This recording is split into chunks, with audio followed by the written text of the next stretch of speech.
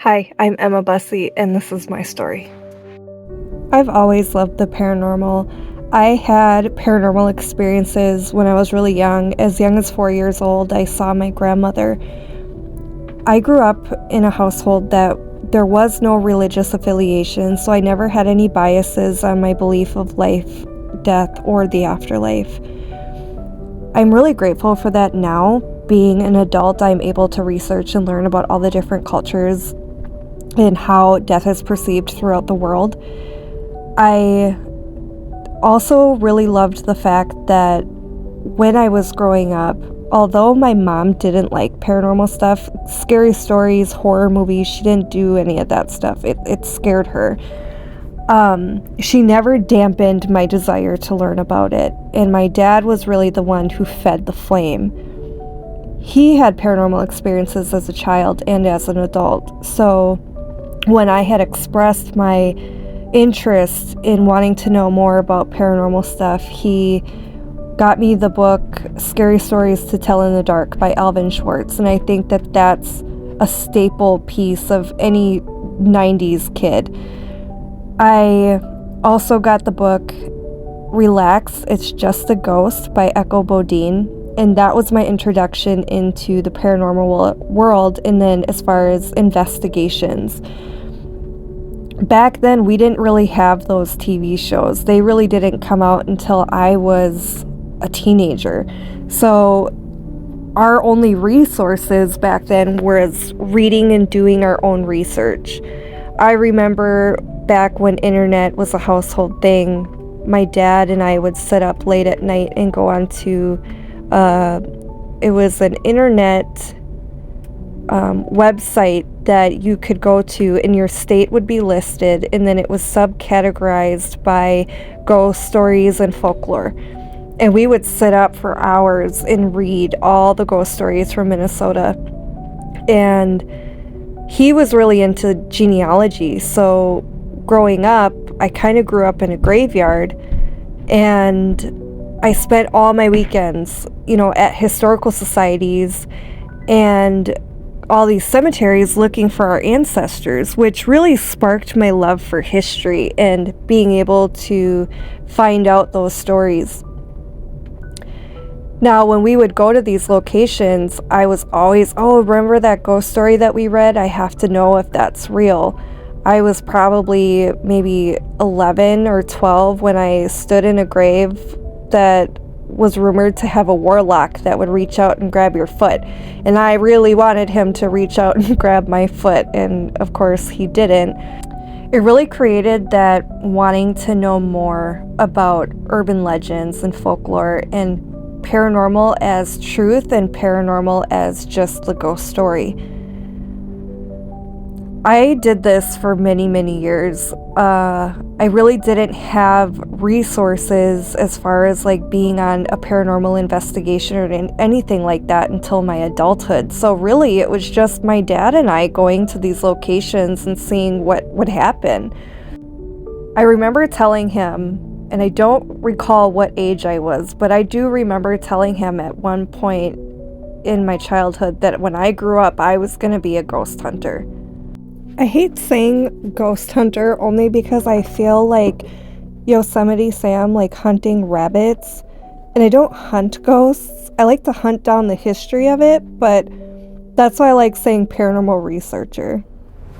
And once I did, join a paranormal team, it didn't work for me. It was something that I loved some of the people that I was with, but I didn't find the passion in it that I thought I would find until we rebranded. A few of us created a whole new team, and we've been a team and all still together now for 10 years. The memories that I've made are incredible. The friendships that I've made are life-lasting. These are my brothers and sisters. They're not my teammates. They are my family. I have built the strongest relationships with these folks, and I wouldn't trade it for anything. If I did nothing in this field, as long as it was them I was doing this with, still investigating, still making these memories, going on the trips, or, just being able to reminisce on the things that we've done that we never thought we would do, I would do that for the rest of my life. I never foresee giving up the paranormal lifestyle that we've all created. And with that, I've been able to take my dad, to locations that we've always read about, and we've been able to investigate locations that nobody's ever been in. We've been able to take trips that we likely wouldn't have taken if we didn't have reason to. When I had asked him to narrate a documentary that I wanted to make, he said absolutely. He was ready and willing to do whatever I needed. He bought some of our first equipment so that we could get started. He's always been my biggest critic, and he's always been my biggest supporter. And he would really kick my butt if I gave up on any of this, because he has seen that I've put everything into it. And even though I'm not exactly where I'd love to be, I'm trying to get there. Now, when I had started thinking about doing this project, I knew it was going to be bigger than myself, and that's what I always wanted it to be. I wanted to be able to have my table and all the chairs for everybody to sit down. There is room for everybody here. And in all my years of paranormal researching, I've met so many incredible people that I want to be able to highlight and show off their skills and show off the things that they've done that I admire, that, I wouldn't be able to invent equipment or write a book, but I love them for that, and I love that for them. I think that everybody within this field, we all share one thing, and it's passion. We're all very passionate about what this is as a whole. It doesn't just have to be ghost stories. It can be UFOs and cryptids and Bigfoot. It can be writing or painting, inventing anything, or just loving the history and wanting to share stories of the lost and the forgotten. A few months ago, I had started to think about what it is that I can do with everything that I've learned. With this field, what am I doing for myself? What am I doing for my team? And what am I doing for the community, the paranormal community? I had brought this up to my teammates, and I had explained sort of the premise of what I wanted to do, and I wanted it to be educational and informative and a collaborative of everybody that we know, that we can come together and provide educational videos in a visual format that people can learn from. So in school, they teach a concept called STEAM. It's science, technology, engineering, art, and math. Only our M will be metaphysics. So I want to make videos about science. I want to be able to talk about everything from equipment, how it works, the science behind it, but also how does weather affect paranormal investigations, or how does health, mental health, things like that. There's so many different ways that science in itself is important to the paranormal, but how can all these little things be discussed in a way that we can all learn from it?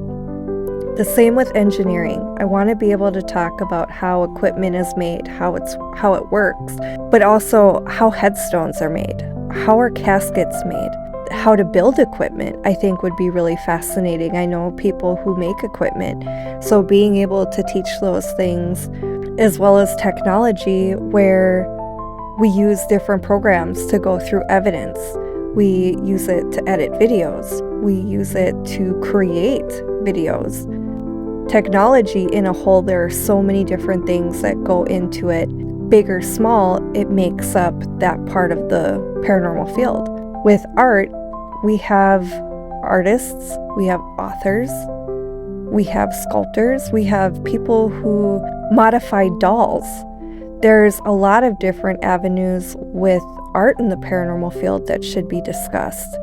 Even with metaphysics, being able to talk about Reiki healing or energy healing. Maybe it's tarot cards or working with a pendulum. There's so many things that go into the paranormal field, and there's a lot of topics that aren't often discussed. I want to be able to create that platform that not only am I doing it, but I'm connecting with so many different individuals. Another thing that I want to do is meet more paranormal teams. We've worked with a lot of paranormal teams, and some of them we're lifelong friends, and there's some that we'll never work with again, just because maybe morals and values are a little different. But I think as para-unity, a camaraderie, if you will, what we can all bring together and talk about and share, because as a unit, we're all learning and we can teach each other. I definitely see sometimes where people will fabricate evidence, and there's so much reality that comes into the paranormal field. With teams and investigators, we take PTO. We leave our families. We pay out of pocket for our trips for the investigations. We have to buy our equipment. And with that being said, I feel bad for a lot of the teams that put in so much work and effort into things that really do help, and they aren't recognized as much. And I want to be able to have that platform that we can all kind of come together and really showcase each other's talents. There's going to be a kid, a 16-year-old kid, who's like, you know what, I'm really fascinated with the paranormal and I want to do this. I don't know where to start. This is it. This is the place for you. If I can't help you, I've got friends who can. We're all going to come together and we're going to be able to provide something that will ignite that flame in you to get you started on your paranormal journey. We all had to start somewhere. I want to be able to be your advocate and be able to be a guidance to say you can do this. Nobody is exempt from being in the paranormal field. And no matter which direction you want to go, if you want to write a book, if you want to be an investigator, if you want to be a researcher, you can do it. There's a lot of shows and a lot of YouTube channels that are for entertainment purposes, and it is entertaining, but I also think that there should also be something for education. So when I think back to that question I asked myself a few months ago, what is it that I want to do for myself? I want to have a visual diary of the investigations that I've gone on, the memories that I've made, the research that I've done. I want to be able to do it for my team. I want to bring everybody together and give them that platform to share their stories, to reminisce on their experiences, to be able to do something bigger than ourselves. And for the community, I want to be able to bring everybody to the table and talk about what we love. And with that, inspire the next generation of investigators coming into the field. With this project, I just want to be able to reach people and to learn with each other. And I want to help anybody I can, the way that my dad helped me.